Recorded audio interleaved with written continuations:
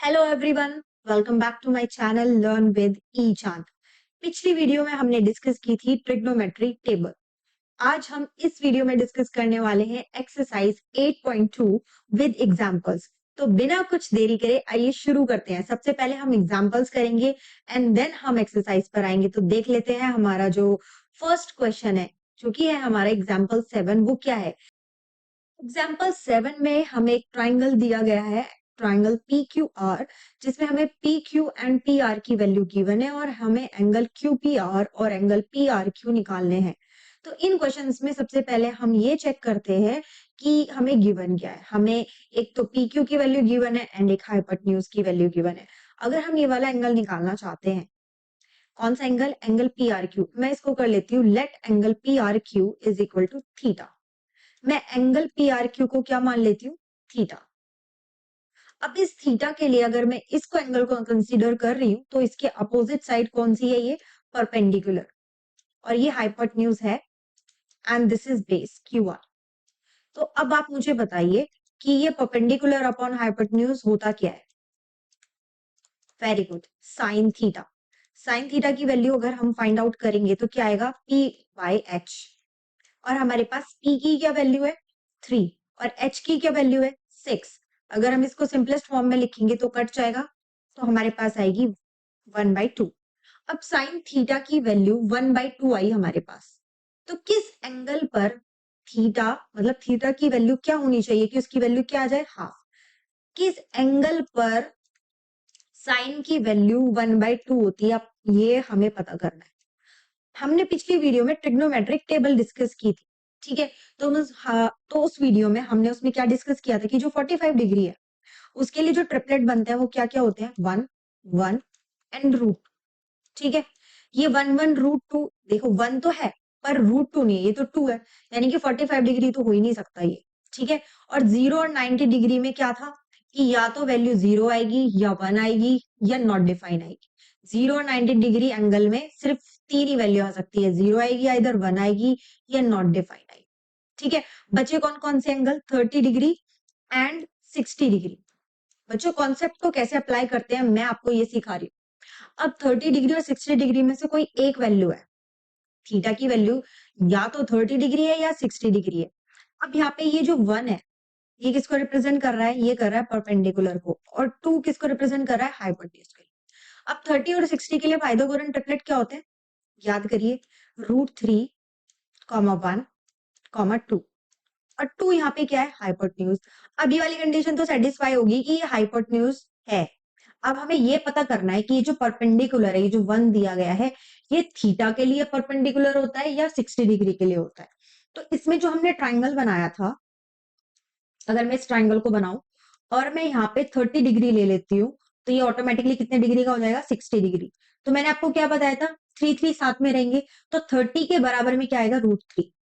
तो यानी कि जो 30 डिग्री का बेस है वो क्या रहेगा, √3 रहेगा, क्योंकि 3 3 क्या रहते हैं, साथ में रहते हैं। तो 30 डिग्री का जो बेस है वो क्या है, √3।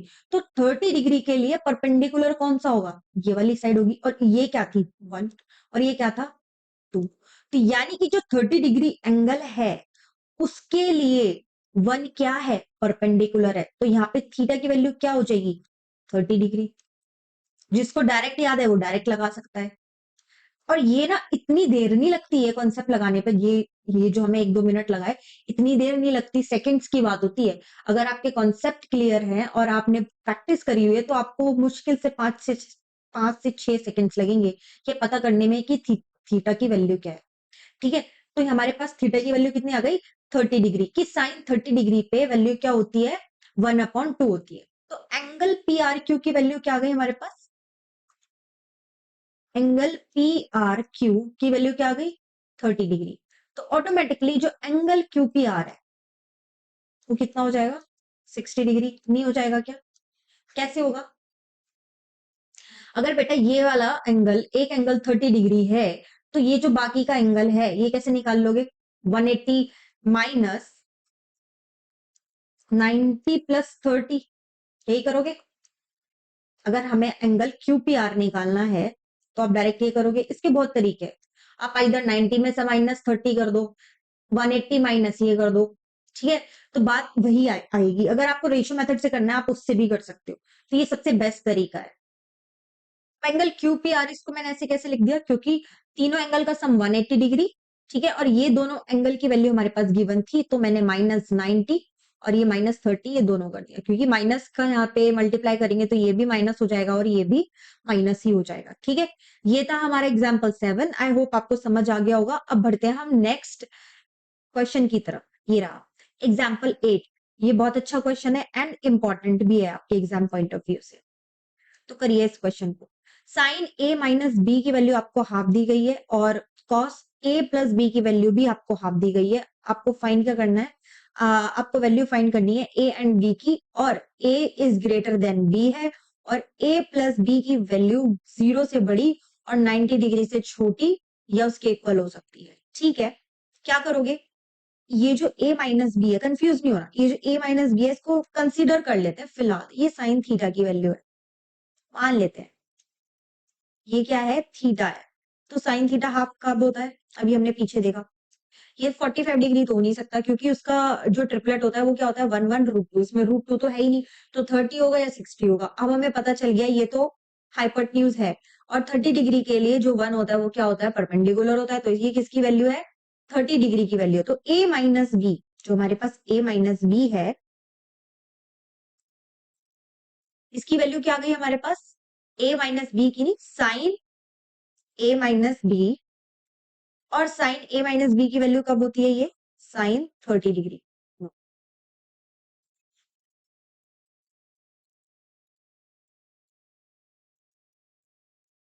तो हमें ये बात समझ में आ गई।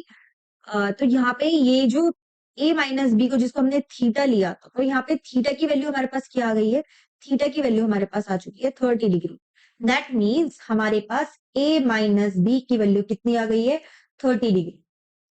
कितना आया, ये हो गई हमारी इक्वेशन 1। अब cos a प्लस बी, यानी कि अगर हम इसे थोड़ी देर के लिए इसको थीटा कंसिडर करें, और cos थीटा की वैल्यू 1/2 कब होती है, बताओ। cos थीटा की वैल्यू 1/2 होती है। देखो इसके दो तरीके हैं, टू, या तो 30 डिग्री होगा आंसर, या 60 डिग्री होगा। अब जब 30 डिग्री यहाँ पे आ गया तो एक ही बचता है कि ये किस वैल्यू पे होगा, किस एंगल पे होगा, theta is equal to 60 degree. कैसे, क्योंकि cos थीटा क्या होता है, बेस बाय हाइपोटेन्यूज, ये तो हाइपोटेन्यूज को रिप्रेजेंट कर रहा है, ये जो 1 है ये क्या है, बेस। तो बेस किस चीज के लिए होता है, कौन से एंगल के लिए बेस 1 होता है, 60 डिग्री के लिए 1 होता है। याद करो ट्राइंगल, अगर ये 60 डिग्री है और ये 30 डिग्री है, तो ये √3, ये 1 और ये 2, तो 60 डिग्री के लिए 1 क्या है, बेस। तो इसकी वैल्यू क्या आ गई, 60 डिग्री। तो हमारे पास a प्लस बी की वैल्यू क्या आ गई, 60 डिग्री। तो हमारे पास क्या बन गया है, इक्वेशन 1 एंड इक्वेशन 2, हमारे पास दो इक्वेशन बन गई है। क्या आप इनको सॉल्व कर लोगे, एक बार हम इनको ऐड कर देते हैं, ऐड 1 एंड 2। जब हम दोनों को ऐड करेंगे तो ये b तो कट जाएगा, ये और ये वाला b, क्योंकि एक माइनस एक प्लस है। तो क्या आएगा यहाँ पे, 2a प्लस, इन दोनों को भी ऐड कर देंगे, 30 प्लस 60 90 डिग्री। अब 2 को डिवाइड में लेके जाएंगे तो क्या आएगा, 45 डिग्री। अब हमारे पास a की वैल्यू क्या आ चुकी है, 45 डिग्री। तो क्या हम b की वैल्यू निकाल सकते हैं, किसी भी एक इक्वेशन में पुट कर दो, a प्लस बी वाले में कर दो या इसमें कर दो। a प्लस बी की वैल्यू कितनी है, 60 डिग्री है। अब अगर हमारे पास a की वैल्यू आ गई है तो b की वैल्यू क्या होगी, 60 डिग्री माइनस 45 डिग्री, यही होगी। तो b की वैल्यू क्या आई, बताइए, b की वैल्यू आई 15 डिग्री। अब देखिए कंडीशन सेटिस्फाई करिए, a is greater than b। तो हाँ, a क्या है, ग्रेटर है b से, और यही इसके फिर क्या हो जाएंगे, आंसर हो जाएगा। ठीक है, बढ़ते हैं हम अपने नेक्स्ट क्वेश्चन की तरफ, जो कि है हमारा एक्सरसाइज। एक्सरसाइज का हमारा है फर्स्ट क्वेश्चन। फर्स्ट पार्ट हम करेंगे कौन सा, साइन 60 डिग्री कॉस 30 डिग्री, ये वाला। ओके बच्चों, चलो इसे सॉल्व करिए और यहाँ पे वैल्यू पुट करिए। साइन 60 डिग्री की वैल्यू क्या होती है, अब आप बताइए। साइन 60, 30 और 60 के लिए बना लो। यहाँ पे सबसे पहले साइड में हम ना ट्रिपलेट्स लिख लेते हैं। 45 डिग्री के लिए क्या था, 1, 1 √2, और 30 डिग्री एंड 60 डिग्री के लिए क्या था, √3, 1, 2। 0 डिग्री के लिए क्या था, 0 डिग्री में हम किसको जीरो बना दे रहे थे, बताइए, हम परपेंडिकुलर को जीरो बना दे रहे थे। अब बट यहाँ पे तो 0 और 90 डिग्री तो मुझे दिख ही नहीं रहा है, बट चलो कोई नहीं, हमने लिख लिया है। तो हम 0 डिग्री में किसको जीरो बनाते हैं, परपेंडिकुलर को, और 90 डिग्री में किसको जीरो बनाते हैं, बेस को। जिसने मेरी पिछली वीडियो नहीं देखी है वो इसको समझने के लिए मेरी पिछली वीडियो देखिए। फिलहाल अभी इसकी जरूरत नहीं है, 0 और 90 डिग्री की हमें जरूरत नहीं है। हमें किसकी जरूरत है, 45 डिग्री और 30, 60। ठीक है, इतना आपने लिख लिया। अब इसी के नीचे पी बी पंडित भूखा प्यासा हर हर बोले लिखो, और बस हमारा काम बन गया। अब हमें कुछ नहीं करना है। अब ये हर चीज में हम इसको क्या करते रहेंगे, अप्लाई करते रहेंगे। अब हमें निकालनी है साइन 60 डिग्री की वैल्यू। अब ये तो है नहीं, अब देखो किसकी वैल्यू निकालनी है हमें, साइन 60 डिग्री की। और साइन 60 डिग्री के लिए होता है ये, और हमें पता है साइन थीटा क्या होता है, परपेंडिकुलर बाय हाइपोटेन्यूज।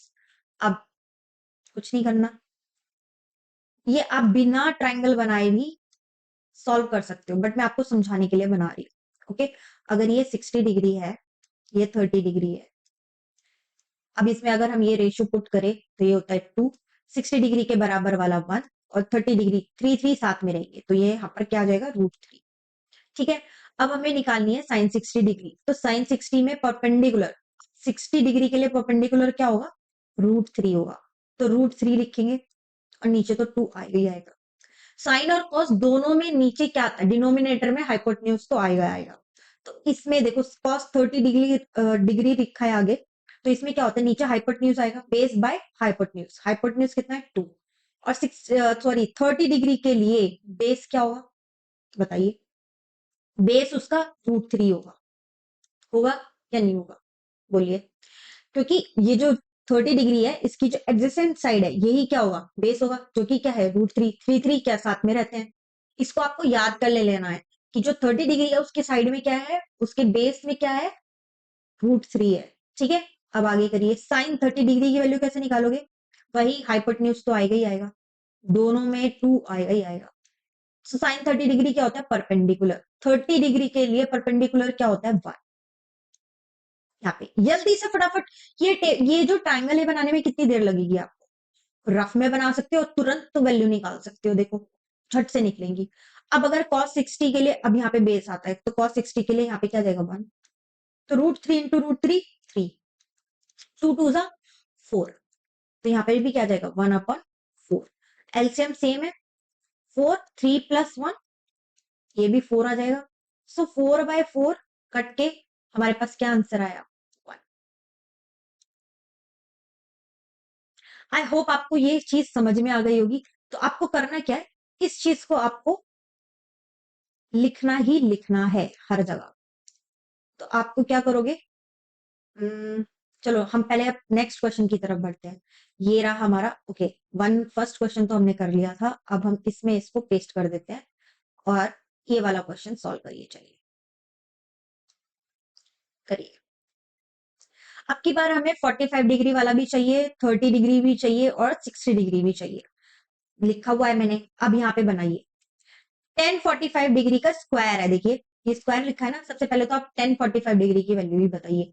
अब इसमें क्या होता है, पी बी पी हर हर बोले।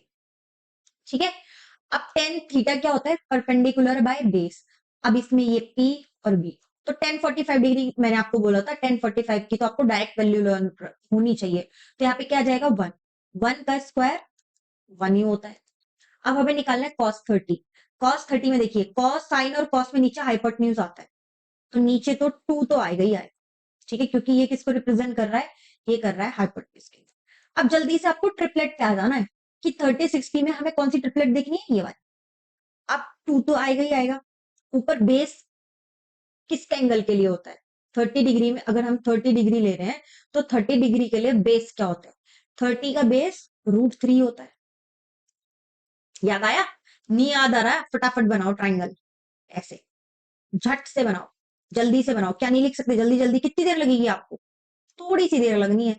ये क्या है, √3, ये क्या है 1, ये क्या है 2। तो अगर हम cos 30 डिग्री की वैल्यू निकाले, तो cos 30 डिग्री के लिए बेस क्या है, √3 है। लिख दिया। इसका हमें स्क्वायर करना है। अब हमें क्या करना है, माइनस साइन स्क्वायर 60 डिग्री। तो 60 डिग्री में भी देखो साइन की वैल्यू क्या होती है, पी, अब पी बाय एच, तो एच तो आएगा ही आएगा 2। अब साइन 60 डिग्री के लिए परपेंडिकुलर कौन सी साइड होती है, कौन सी वैल्यू है, ठीक है। तो 60 डिग्री का बेस क्या होता है 1, और उसका परपेंडिकुलर क्या हो, √3। यहां से देख लो, अगर आपको याद नहीं है, पहले स्टार्टिंग में याद नहीं होता, तो आप टेबल ये ट्रायंगल बना के कर सकते हो। इसमें आपको पूरी टेबल बनाने की जरूरत नहीं है, आपका टाइम बच जाएगा और आपको चीजें याद भी हो जाएंगी। देखो 60 डिग्री के सामने वाली साइड ही परपेंडिकुलर होती है, तो यहाँ पर भी क्या आएगा, √3 आएगा, और इसका होल स्क्वायर कर दो। आपको देखो, आपको हमेशा इस पे रिलायबल नहीं रहना है, आपको धीरे धीरे ऑटोमेटिकली टेबल लर्न हो जाएगी, तो आपको इसकी जरूरत भी नहीं पड़ेगी। ये भी फिलहाल स्टार्टिंग की बात है, ठीक है।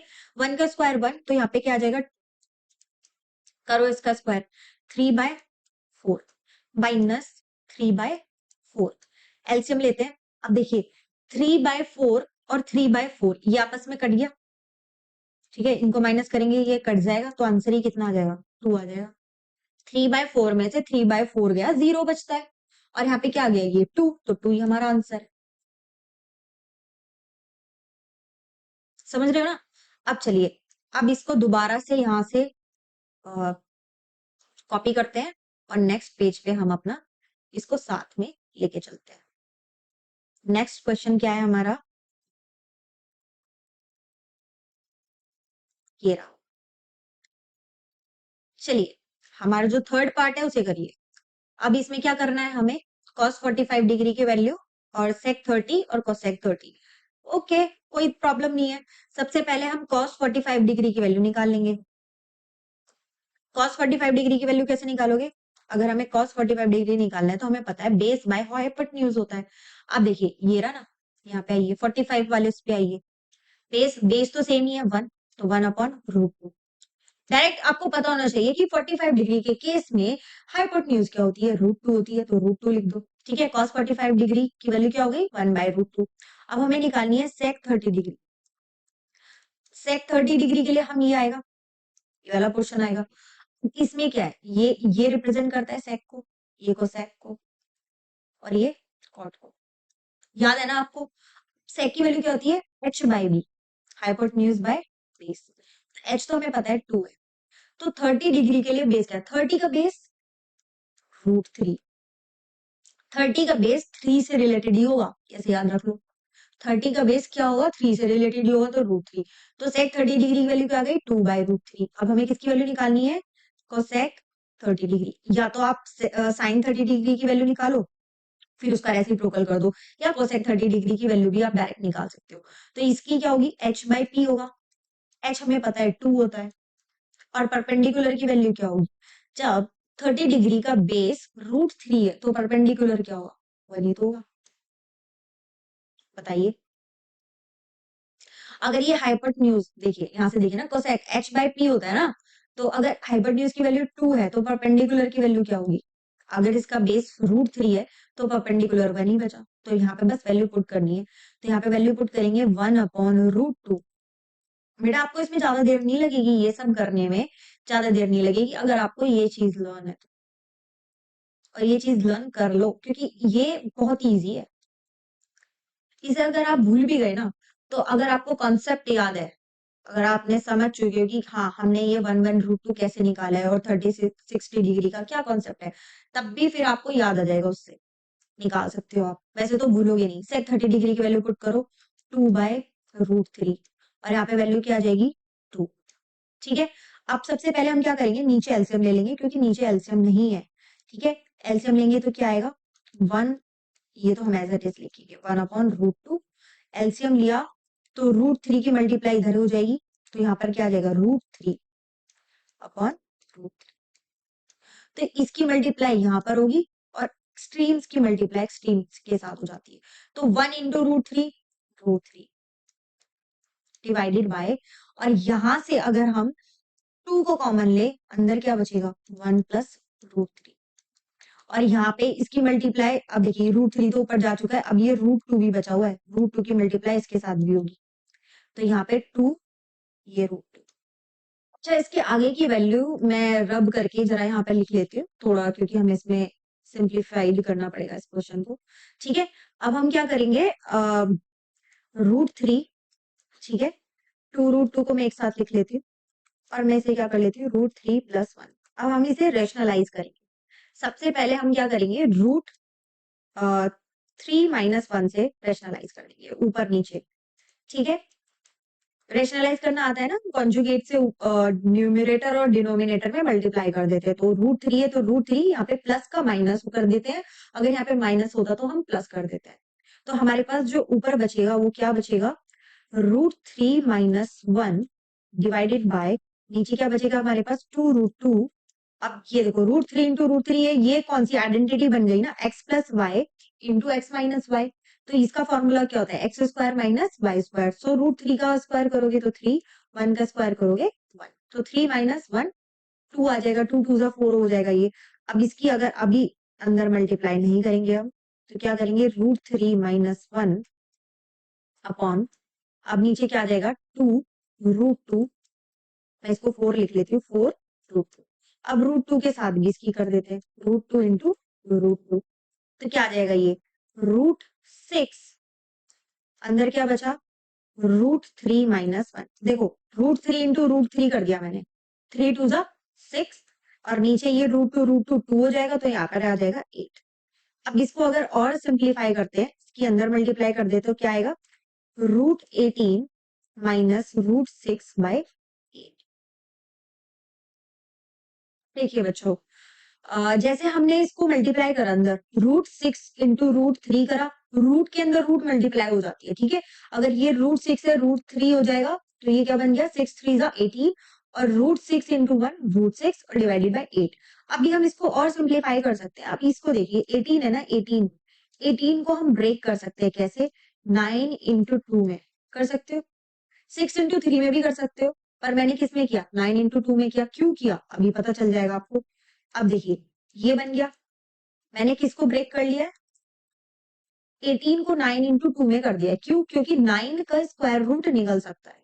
9 का स्क्वायर रूट क्या होता है, बताइए, 9 का अगर स्क्वायर रूट करोगे तो क्या होगा, 3 होगा। यस, और √2 अंदर बच जाएगा, तो 3√2 - √6 डिवाइडेड बाय, ये हो जाएगा हमारा फुल एंड फाइनल आंसर।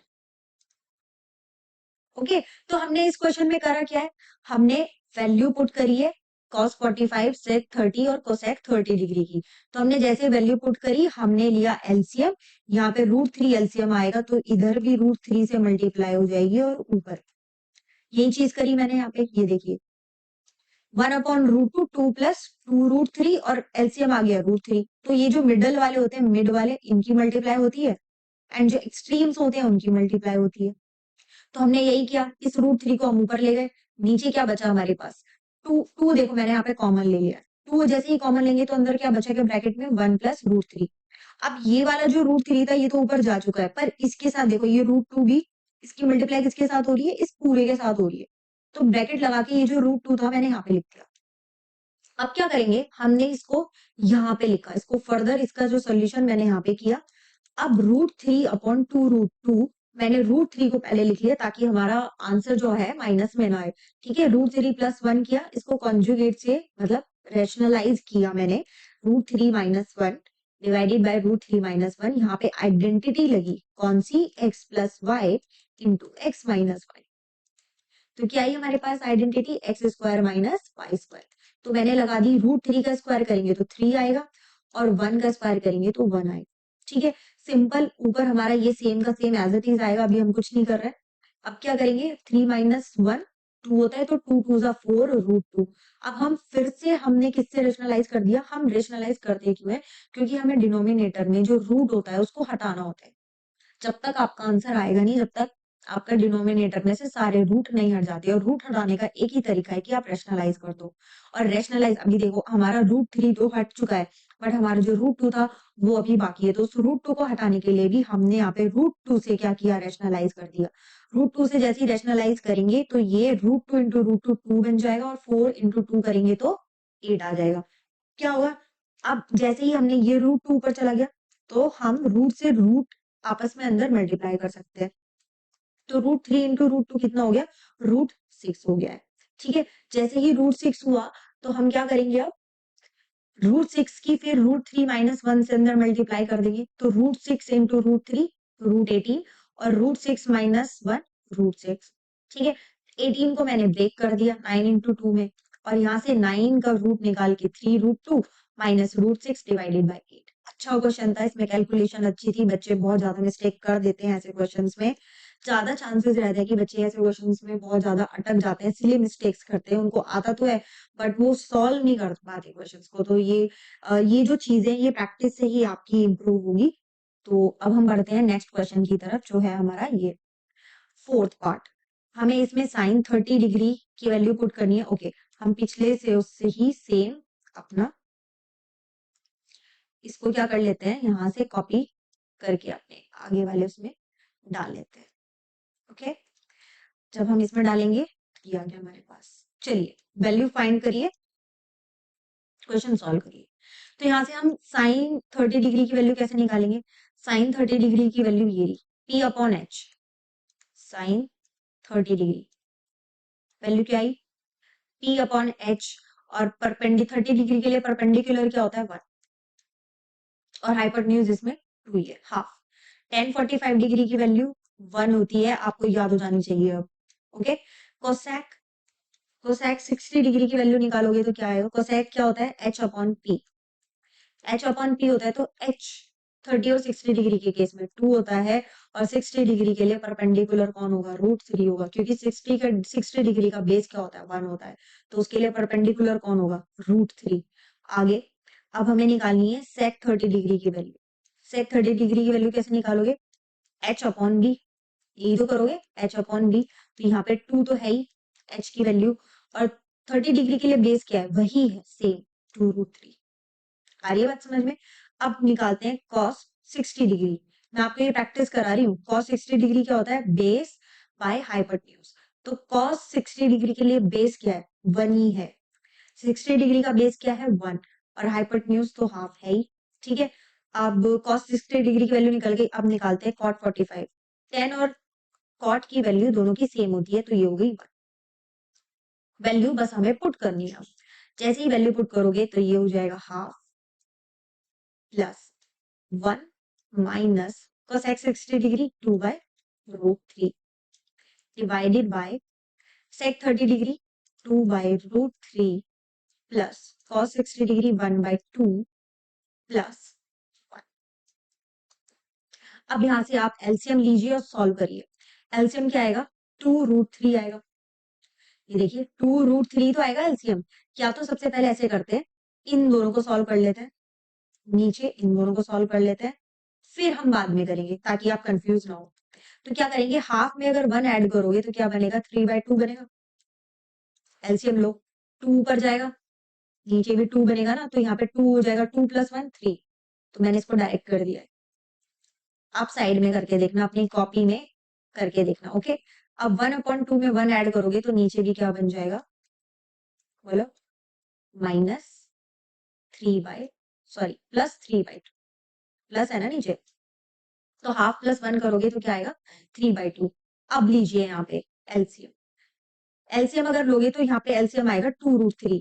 तो अगर 2√3, √3 की मल्टीप्लाई यहाँ पे होगी और 2 की मल्टीप्लाई यहाँ पे होगी, क्रॉस मल्टीप्लाई हो जाएगी, नीचे भी सेम ऐसे होगा, 2 की इधर मल्टीप्लाई हो जाएगी और √3 की इधर मल्टीप्लाई हो जाएगी।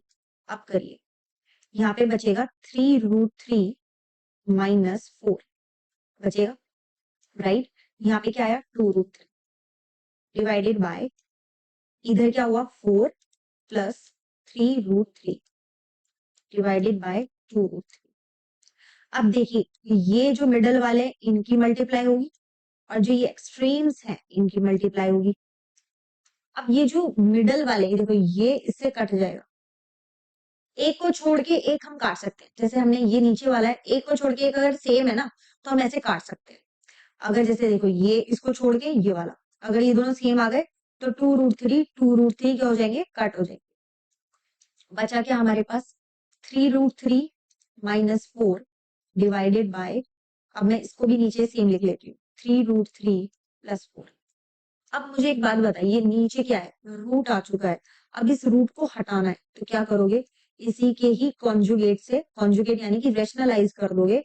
क्या यहाँ पे प्लस है तो यहाँ पे अब की बार क्या लगा दोगे, माइनस लगा दोगे।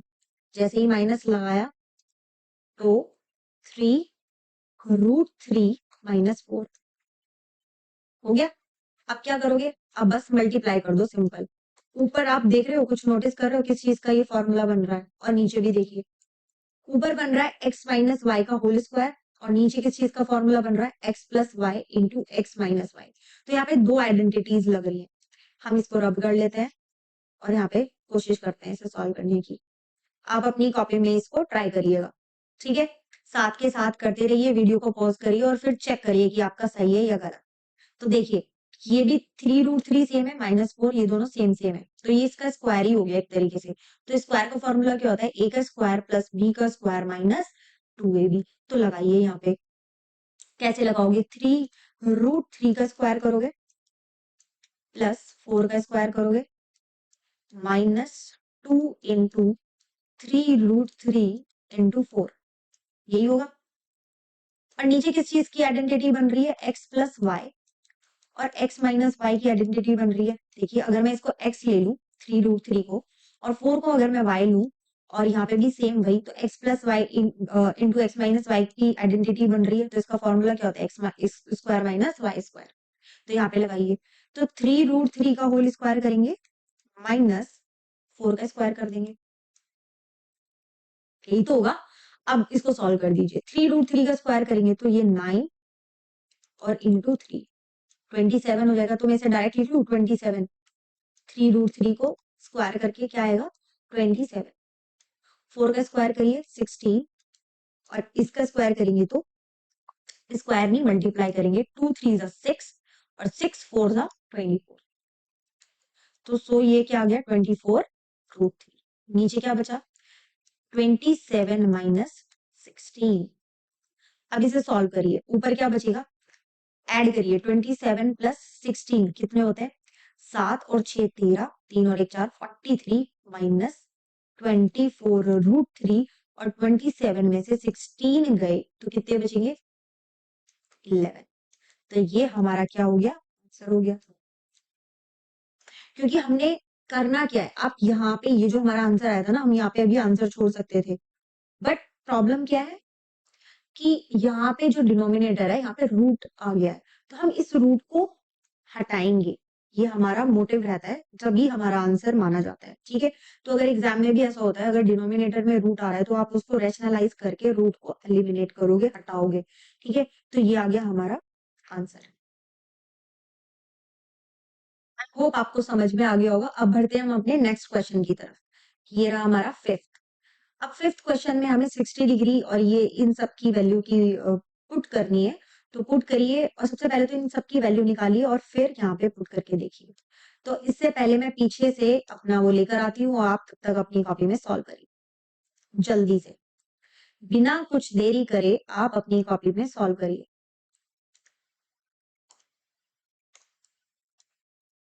ठीक है, अब हम वैल्यू निकालते हैं। तो हम सबसे पहले निकालेंगे cos 60 डिग्री की वैल्यू।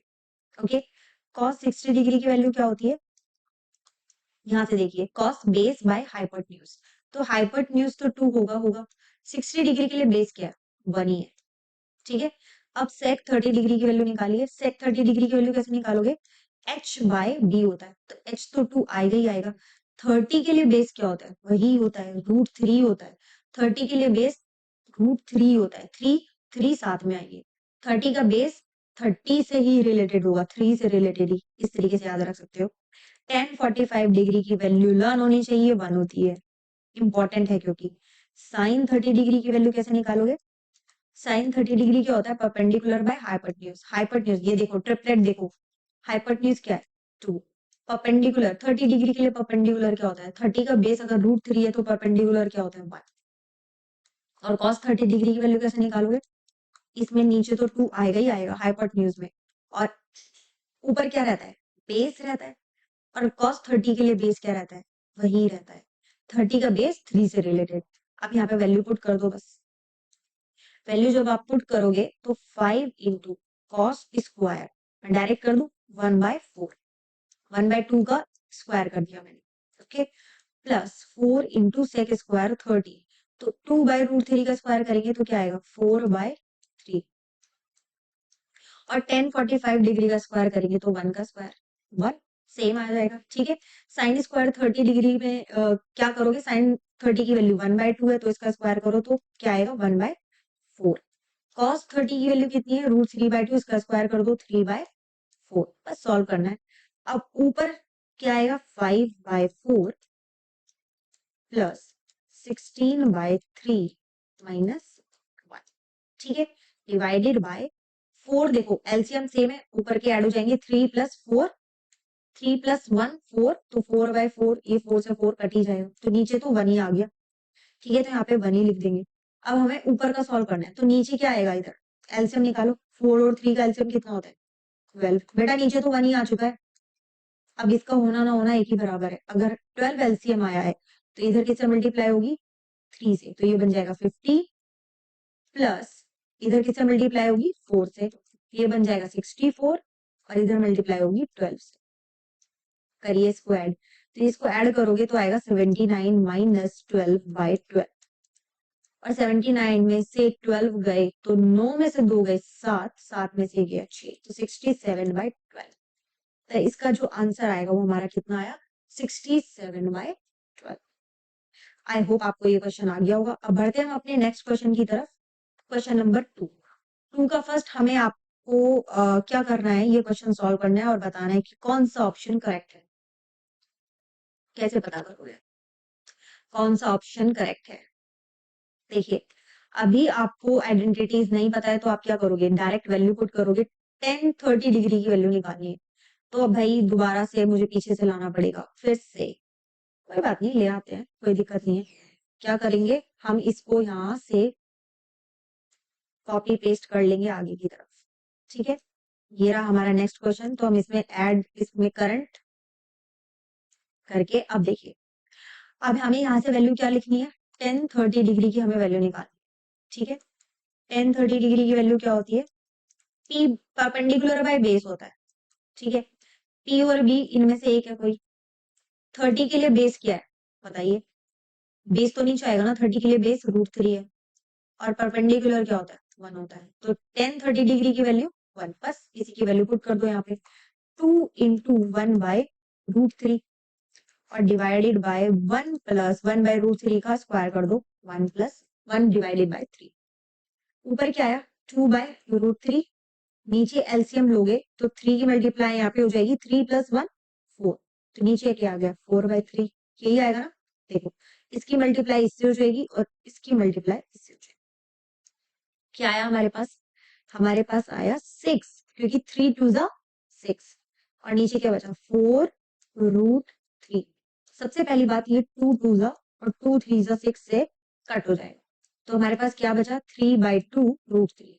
अब देखो नीचे रूट आ रहा है, इसको एलिमिनेट करो, रेशनलाइज कर दो √3 और √3 से, तो ऊपर क्या बचेगा 3√3, और नीचे क्या आ जाएगा, ये 2 × √3 कितना बन जाएगा, ये 2 × 3, रूट से रूट कट जाएगा ना, √3 × √3 3, तो 3 से 3 कट गया, तो हमारे पास आंसर क्या आया √3/2। अब यहाँ पे ऑप्शंस में देखिए, क्या साइन 60 डिग्री की वैल्यू √3/2 होती है, क्या कॉस 60 की होती है, या टेन 60 की होती है, या 30 डिग्री की होती है? अब आप मुझे ये बताइए किसकी वैल्यू √3/2 होती है। अब देखिए, ये जो 2 है, ये 2 किसको रिप्रेजेंट करता है, कैसे करते हैं क्वेश्चंस को, मैं आपकी ये समझाने की कोशिश कर रही हूँ। अब देखिए 30 और 60 डिग्री में से कोई वैल्यू होगी, ठीक है, तो ये जो 2 है ये किसको रिप्रेजेंट कर रहा है, ये रिप्रेजेंट कर रहा है हाइपोटेन्यूज को, कर रहा है ना। तो किस केस में हाइपोटेन्यूज आता है नीचे बेस में, ये सॉरी जो डिनोमिनेटर है इसमें, ये हाइपोटेन्यूज किस किस केस में आता है, यस हमें पता है, साइन के केस में आता है और कॉस के केस में आता है। बोलो, हमें पता है ना ये चीज, कि जो हाइपोटेन्यूज है वो डिनोमिनेटर में किस किस केस में आएगा, साइन के केस में आएगा या कॉस के केस में आएगा। तो अब या तो इसका आंसर ए है या इसका आंसर बी है, ये तो हो ही नहीं सकता। ये भी हो सकता है, साइन 30 भी हो सकता है, क्योंकि ये भी क्या है सेम वही है, तो हमारा जो सी ऑप्शन है वो तो कट गया। कि क्योंकि साइन होगी वैल्यू या कॉस होगी, या 30 डिग्री है या 60 डिग्री, हमें ये सिर्फ पता करना है। 30 डिग्री है या 60 डिग्री है, हमें सिर्फ ये पता करना है। कैसे पता करोगे कि √3, ये जो √3 है ये किसके लिए वो होता है। अब देखिए, अगर मैं 60 डिग्री लेती हूँ, ठीक है, साइन अगर साइन 60 डिग्री लेती हूँ तो 60 डिग्री के लिए जो बेस होता है वो क्या होता है, 1 होता है। 60 डिग्री के लिए साइन क्या होता है, परपेंडिकुलर अपॉन हाइपोटेन्यूज होता है ना। तो 60 डिग्री के लिए जो परपेंडिकुलर होता है वो कौन होता है, √3 होता है। तो हाँ, यही वैल्यू है। अब जरा इसको देखना, जरा cos 60 डिग्री को चेक करो। cos 60 डिग्री क्या होता है, बेस बाय हाइपोटेन्यूज। और 60 डिग्री के लिए बेस क्या होता है, 60 डिग्री के लिए बेस 1 होता है। बट यहाँ तो √3 है, नहीं हो सकता, ये आंसर नहीं हो सकता। अब इसे चेक करिए, साइन 30 डिग्री क्या होता है, परपेंडिकुलर अपॉन हाइपोटेन्यूज। 30 डिग्री के लिए परपेंडिकुलर क्या होता है, 30 डिग्री का बेस तो √3 होता है, और परपेंडिकुलर क्या होगा, 1। तो ये तो बेस शो यहाँ पे ये किसको रिप्रेजेंट कर रहा है, अगर ये साइन 30 डिग्री होता तो ये किसको रिप्रेजेंट करता, ये परपेंडिकुलर को करता। और 30 डिग्री के लिए परपेंडिकुलर 1 होता है, तो ये भी आंसर नहीं हो सकता। आंसर क्या होगा, 60 डिग्री, क्योंकि साइन क्या होता है, परपेंडिकुलर बाय हाइपोटेन्यूज। और 60 डिग्री के लिए जो परपेंडिकुलर होता है वो कौन होता है, √3 होता है, क्योंकि 60 डिग्री का बेस 1 और उसका परपेंडिकुलर √3। आई थिंक आपको आ गया होगा। ऐसे क्वेश्चंस को करते हैं, ये बहुत जल्दी होता है, मैं आपको बहुत टाइम लेके समझा रही हूँ। मैं आपको 1 मिनट खींच रही हूँ, आपको इतना सब एक्सप्लेन कर रही हूँ, क्योंकि ये आपके लिए नया है। बट एक्चुअली में इसके लिए इतना टाइम नहीं लगता, हम तुरंत निकाल सकते हैं वैल्यू विद इन सेकेंड्स। ठीक है, चलो अब हम बढ़ते हैं नेक्स्ट क्वेश्चन की तरफ। ये रहा सेकेंड पार्ट। अब इसे करिए, ये तो सिंपल है, क्योंकि 1045 डिग्री की वैल्यू 1 होती है, तो हम यहाँ पे डायरेक्ट वैल्यू पुट करेंगे। ठीक है, तो 1 स्क्वायर, सॉरी 1 माइनस 1 का स्क्वायर 1, क्योंकि 1045 डिग्री की वैल्यू 1 होती है। और नीचे भी क्या आ जाएगा, 1 + 1। तो ऊपर तो 0/2 आ गया, 0/2 इज 0। तो हमें इसमें से पता लगाना है कि किसकी वैल्यू 0 होती है। देखो, ये तो इसका आंसर तो 0 आ रहा है, ये पॉसिबल है इसका आंसर। ठीक है, क्योंकि हमारा आंसर क्या आ गया, 0 आ गया। बोलो, क्योंकि 1045 1 होता है ना, तो 1 - 1 0, तो 0 upon something is always 0। Okay, something मतलब 0 नहीं होना चाहिए, 0/0 इज नॉट डिफाइंड। बट अगर 0 से बड़ा कोई नंबर है तो वो हमेशा क्या रहेगा, 0 ही आएगा उसका आंसर। अब आप मुझे ये बताइए, जो 1090 है, 1090 की वैल्यू क्या होती है, बोलिए। 1090, 10 की वैल्यू को हम क्या लिख सकते हैं, साइन अपॉन कॉस। ठीक है, तो sine 90 degree upon cos 90 degree. अब मुझे ये बताइए, जो साइन 90 होता है उसकी वैल्यू क्या होती है, 90 डिग्री में हम किसको 0 बनाते हैं, हम बेस को 0 बनाते हैं। तो साइन 90 की वैल्यू क्या होती है, 1, ये आपको याद करनी है। और कॉस 90 की वैल्यू क्या होती है, 0। तो 1/0 इज नॉट डिफाइंड। तो ये जो 1090 डिग्री है, तो ये क्या होता है, नॉट डिफाइंड, ये तो आंसर हो ही नहीं सकता। और ये हमारी 1 आई नहीं। ठीक है, साइन 45 डिग्री की वैल्यू क्या होती है, P/H। और 45 डिग्री के ट्रिपलेट में हाइपोटेन्यूज √2 होता है, परपेंडिकुलर और बेस सेम 1 होता है, तो 1/√2 होती है। तो इसका एक ही आंसर बचा, क्या रहा वो हमारा, 0। ठीक है, 0 डिग्री के लिए एंड 90 डिग्री के लिए थोड़ी प्रैक्टिस करिए कि हम किस केस में किसको 0 बना रहे हैं, किस केस में किसको इक्वल कर रहे हैं। ये चीज हमें पता होनी चाहिए। ठीक है, पिछली वीडियो को देखिए, उसके नोट्स बनाइए, उसकी प्रैक्टिस करिए, खाली टाइम में सोचिए, ट्राइंगल को अपने दिमाग में फिट करिए। तरह तरह के ट्राइंगल, 0 डिग्री के लिए, 90 डिग्री के लिए, 45 डिग्री के लिए, 30 60 डिग्री के लिए, आप बहुत सेकंड्स में आंसर कर दोगे। ठीक है, बढ़ते हैं हम नेक्स्ट क्वेश्चन की तरफ। ये रहा हमारा थर्ड क्वेश्चन। ये क्या बोल रहा है, sine 2a is equal to 2 sin a is true when a। यहाँ पे हमें a की वैल्यू निकालनी है। तो सबसे पहले तो हम एक एक करके वैल्यू पुट करते हैं। ये जो 0 डिग्री है, इसके लिए देखते हैं, अगर हम यहाँ पे a की जगह 0 डिग्री पुट करते हैं तो ये हो जाएगा साइन 0 डिग्री। और अगर हम यहाँ पे पुट करेंगे तो यहाँ पे भी क्या हो जाएगा, साइन 0 डिग्री। और साइन 0 की वैल्यू क्या होती है, बताइए। साइन 0 की वैल्यू क्या है, 0 डिग्री में हम क्या चीज को 0 कर देते हैं, बताइए। हम परपेंडिकुलर को 0 कर देते हैं, हाइपोटेन्यूज तो 0 कभी होगा नहीं। या तो हम परपेंडिकुलर को जीरो करेंगे या बेस को जीरो करेंगे।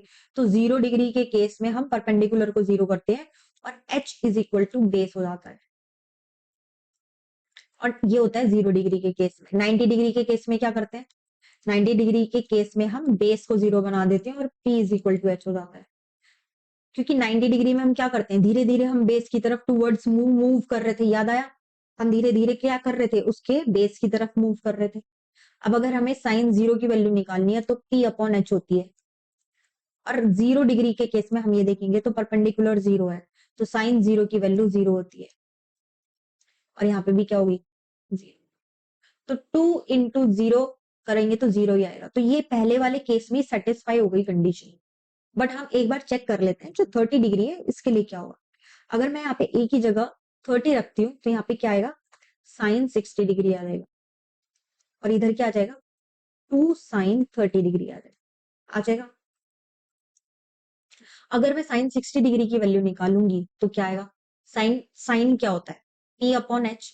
और 60 डिग्री के लिए परपेंडिकुलर क्या होता है बताइए? 60 डिग्री के लिए परपेंडिकुलर √3 होता है। और h क्या होता है? ट्रिपलेट याद करिए 2। अब देखिए साइन 30 डिग्री क्या होता है? p अपॉन एच होता है। h तो 2 ही होता है। साइन 30 डिग्री के लिए परपेंडिकुलर क्या होता है? 1 होता है। तो 2 से 2 गया, ये कितना आ गया 1, जो कि इक्वल नहीं आया, is not equal to this. तो ये भी आंसर नहीं हो सकता। ऐसे सिमिलर केस में हम इसके लिए भी नहीं आएगा और इसके लिए भी नहीं आएगा, बच्चा यही हमारी पहली कंडीशन ही सेटिस्फाई हो चुकी है। समझ आया आपको? अब बढ़ते हैं हम नेक्स्ट क्वेश्चन की तरफ। ये रहा, अब इसे करिए। इसको मैं थोड़ा सा बड़ा करूं आपके लिए।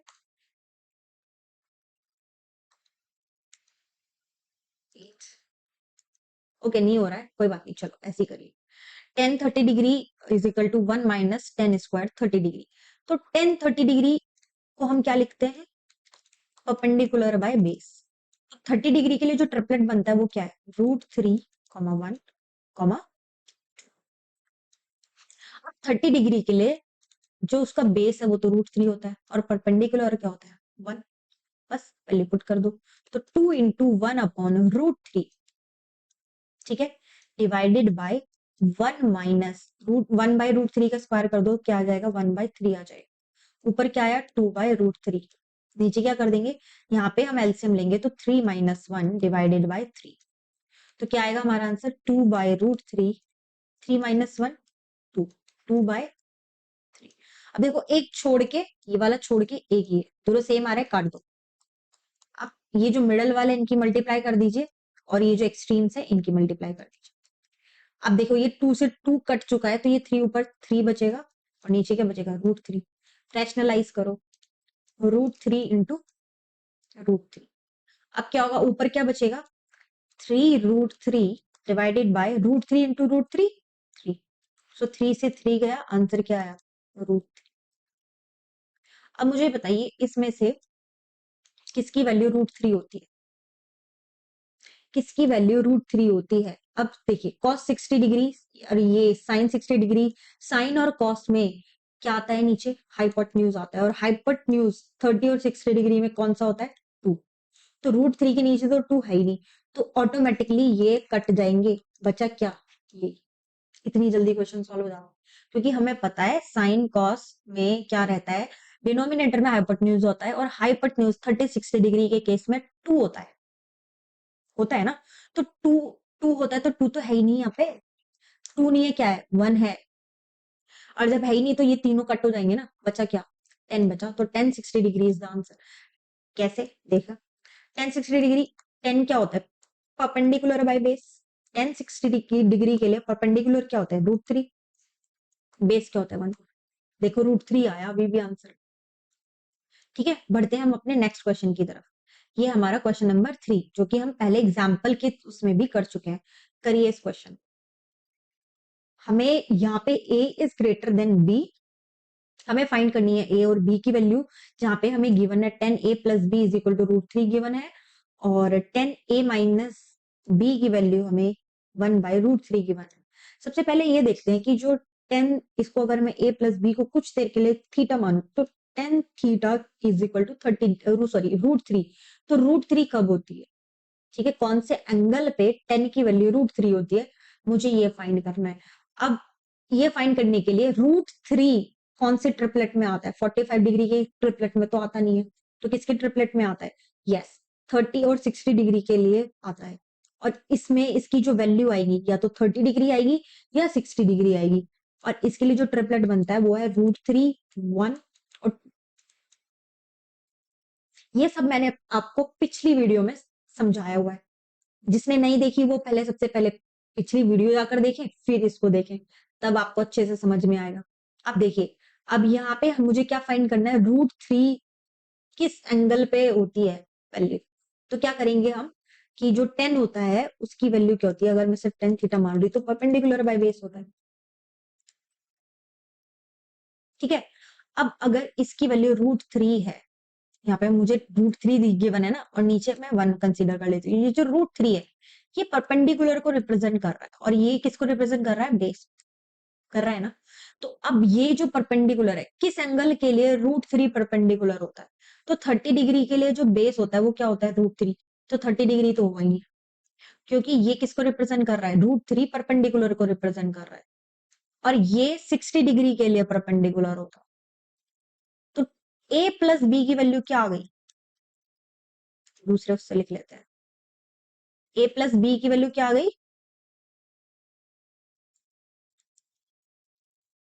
बताइए, 60 डिग्री। कैसे आई, समझ में आया? ठीक है, ऐसे ही हम अगर इसको थोड़ी देर के लिए 10 थीटा माने, a माइनस बी 1/√3 कैसे होता है? अब की बार देखिए, 10 क्या होता है? Perpendicular by base. तो ये किसको रिप्रेजेंट कर रहा है? परपेंडिकुलर को। √3 किसको रिप्रेजेंट कर रहा है? बेस को। अब बेस किस एंगल के लिए होता है? 30 डिग्री के लिए होता है। 30 डिग्री के लिए √3 क्या होता है? बेस होता है, और परपेंडिकुलर क्या होता है? 1 होता है। तो यस, a माइनस बी क्या हो गया? 30 डिग्री। ये इक्वेशन 1, ये equation 2। Add 1 and 2, add 1 and 2, add 1 and 2 करोगे तो क्या आएगा? b से b कैंसल आउट हो जाएगा। ओके, और ये क्या बन जाएगा? 2a is equal to 60 plus 30, 90 degree. और यहाँ से a की वैल्यू कितनी आ जाएगी हमारे पास? 2 से ये कट जाएगा तो कितना आएगा? 45 डिग्री। a की वैल्यू अगर 45 डिग्री है तो b की वैल्यू कितनी आ जाएगी? बताओ, b की वैल्यू कितनी आ जाएगी? 15 डिग्री आ जाएगी। क्यों? इस a की वैल्यू किसी में भी उठा के रख दो, इसमें रख देती हूँ मैं, a plus B is equal to 60 degree में। तो 60 डिग्री माइनस 45 कर दूंगी ना, तो हमारे पास b की वैल्यू आ जाएगी बस। कितनी आई b की वैल्यू? हमारे पास ये देख, 15 डिग्री आ गई। और यहाँ से हमारी कंडीशन भी सेटिस्फाई होगी कि a is greater than b। Yes, है कि जो a है वो किससे ग्रेटर है? b से। तो 45 degree is greater than 15 degree. I hope आपको ये क्वेश्चन समझ में आ गया होगा। बढ़ते हैं नेक्स्ट क्वेश्चन की तरफ। ये रहा हमारा 4th क्वेश्चन, और आज का हमारा लास्ट क्वेश्चन है true and false. True and false जो क्वेश्चंस रहते हैं ये बहुत इंपॉर्टेंट होते हैं, इसके पीछे कॉन्सेप्ट्स होते हैं जो कि बहुत इंपॉर्टेंट है आगे तक के लिए, क्योंकि एमसीक्यू में ज्यादातर मेनली इन्हीं से क्वेश्चंस उठा के दे दिए जाते हैं। तो सबसे पहले हम अपना फर्स्ट पार्ट देखते हैं कि जो साइन a प्लस बी है वो क्या sine a plus sine B के इक्वल होता है? तो सबसे पहली बात, इसको हम एग्जाम्पल के थ्रू समझ सकते हैं कि अगर a 30 डिग्री है, ठीक है, और b 60 डिग्री है, पहली बात तो ये फॉल्स होता है। ठीक है, ऐसा कोई भी फॉर्मूला नहीं होता कि हम ब्रेक करके लिख सके कि sine a plus D given है और हम इसको ऐसे ब्रेक करके लिख सके, तो ऐसा कोई भी फॉर्मूला नहीं होता। हम इसको जस्टिफाई कर सकते हैं। अगर हम यहाँ पे a और b की वैल्यू पुट करेंगे तो यहाँ पे साइन 90 डिग्री बन जाएगा, बनेगा या नहीं बनेगा? और यहाँ पे क्या बन जाएगा? साइन 30 डिग्री, और यहाँ पे बन जाएगा साइन 60 डिग्री। अब मैंने आपको साइन की वैल्यू डायरेक्ट लर्न कराई थी, तो साइन 90 डिग्री की वैल्यू 1, साइन 30 डिग्री की वैल्यू 1/2, और साइन 60 डिग्री की वैल्यू √3/2। यहाँ से इसको सॉल्व करोगे तो क्या आएगा? 1 प्लस √3 डिवाइडेड बाई 2, क्योंकि एलसीएम सेम है। तो क्या ये दोनों इक्वल आ रहे हैं? नहीं आ रहे ना। This is not equal to this. तो यस, कि ये जो लिखा हुआ है ना ये फॉल्स है, कंप्लीटली फॉल्स है। ऐसा कोई भी फॉर्मूला नहीं होता।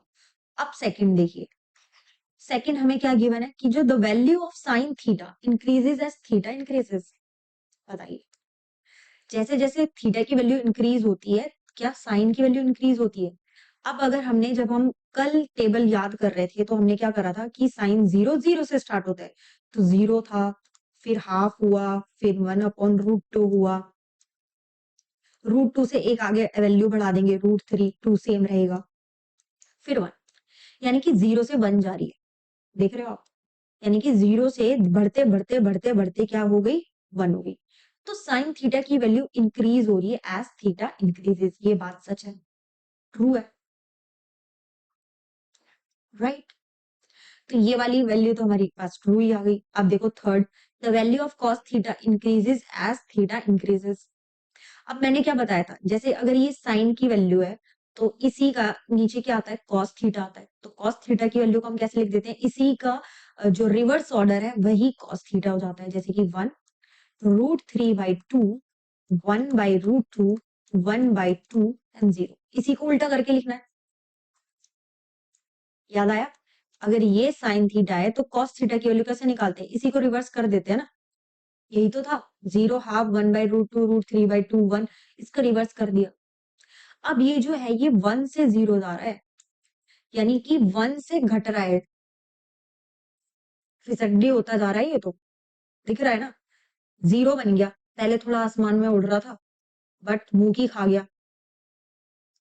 होते हैं ना कुछ लोग ऐसे, कि जो ज्यादा, जो थोड़ी सी सक्सेस मिल जाती है तो उनके अंदर घमंड आ जाता है, थोड़ा ज्यादा ही उड़ने लगते हैं हवा में। या कुछ बच्चे ऐसे भी होते हैं जिनके मार्क्स ज्यादा आ जाते हैं पहले कुछ यूनिट टेस्ट में, एग्जाम में, तो वो ज्यादा बनने लग जाते हैं, तो उड़ते हैं आसमान में, फिर आगे चल के उनके हाफ ईयरली या कुछ होते हैं तो उसमें फिर वो 0 बन जाते हैं। होते हैं ना कुछ बच्चे ऐसे, आप रिलेट कर पा रहे होंगे आई थिंक। तो ऐसे ही सेम कॉस थीटा के साथ होता है कि वो पहले थोड़ा सा ऊपर होता है, आसमान में उड़ रहा होता है, पर जैसे जैसे टाइम बीतता है तो वो क्या बन जाता है, 0 बन जाता है। जैसे जैसे टाइम बीतता मतलब थीटा इंक्रीज होता है, जैसे जैसे थीटा बढ़ता है तो उसकी वैल्यू क्या होने लगती है, डिक्रीज होने लगती है। तो साइन थीटा की वैल्यू इंक्रीज होती है और कॉस थीटा की वैल्यू डिक्रीज होती है। यहाँ पे इंक्रीज लिखा है, तो देखो यहाँ पे कॉस थीटा डिक्रीजेज, अगर यहाँ पे डिक्रीजेज होता तो आंसर हमारा ट्रू हो जाता, बट अब क्या हो गया, फॉल्स हो गया। आई थिंक आपको समझ में आ गया होगा। अब देखिए फोर्थ वाला, sine theta is equal to cos theta for all values of theta. कैसा हो सकता है, बताइए। यहाँ से देखिए, ये 0 डिग्री है, ये 30 डिग्री है, ये 45 है, ये 60 डिग्री है, 90 डिग्री है। तो क्या सभी एंगल्स के लिए साइन और कॉस की वैल्यू सेम है? आप बोलोगे नो। क्यों? क्योंकि सिर्फ 45 डिग्री पे ही sine theta is equal to cos theta.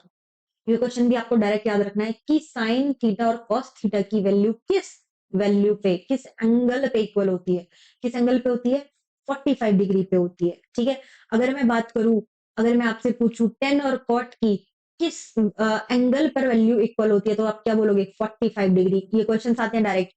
Cosec और सेक किस वैल्यू पे सेम होते हैं, किस एंगल पे सेम होते हैं, बताइए, 45 डिग्री। तो 45 डिग्री ही एक ऐसा एंगल है जिसमें दो ट्रिग्नोमेट्रिक रेशियो की वैल्यू सेम हो सकती है। वो कौन कौन से हो गए, साइन और कॉस, टेन और कॉट, कोसेक और सेक। ठीक है, तो ये पेयर बनाएंगे, और ये हमने कल करा था। ठीक है, जो हमारी पिछली वीडियो थी जिसमें हमने ट्रिग्नोमेट्रिक टेबल याद करी थी, तो उसमें मैंने ये बताया था। अब अगर जिसने नहीं देखा है वो जाकर देखिए। ठीक है, तो ये भी हमारा क्या हो गया, फॉल्स हो गया। Very simple. अब हमारे पास क्या बचा, फिफ्थ पार्ट बचा। फिफ्थ क्या बोलता है, cot A is not defined for A equal to 0 degree. वो ये बोल रहा है कि कॉट 0 डिग्री पे, कॉट 0 डिग्री की वैल्यू क्या नॉट डिफाइन होती है?